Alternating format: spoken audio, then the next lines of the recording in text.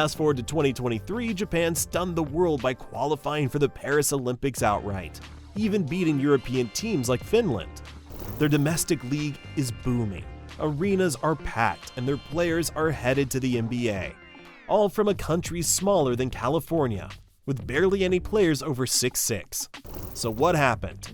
How did a nation once written off as irrelevant in global basketball became Asia's biggest surprise? This is the story of how Japan quietly built one of the fastest rising basketball programs in the world, and it might just change the global basketball landscape forever. To understand why Japan's basketball rise is so shocking, you need to understand what sports meant to Japan in the first place.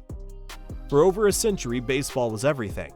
Imported from the US in the 1870s, it quickly became Japan's national obsession.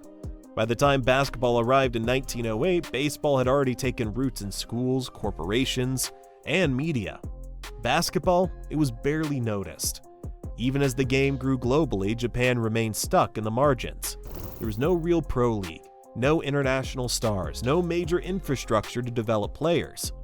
Basketball in Japan lived in the shadows, often seen more as a high school club activity than a serious pathway to fame or fortune. The top high school tournament, known as the Winter Cup, was popular locally, but the pipeline stopped there.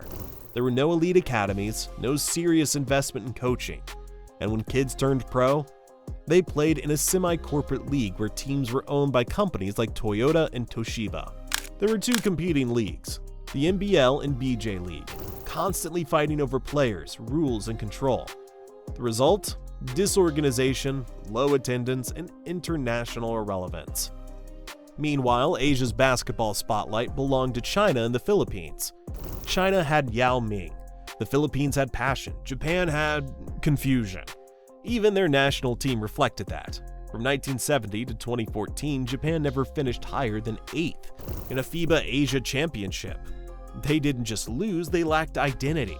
Too small to compete with China, too slow to outrun Korea, and far behind countries like Iran and Lebanon.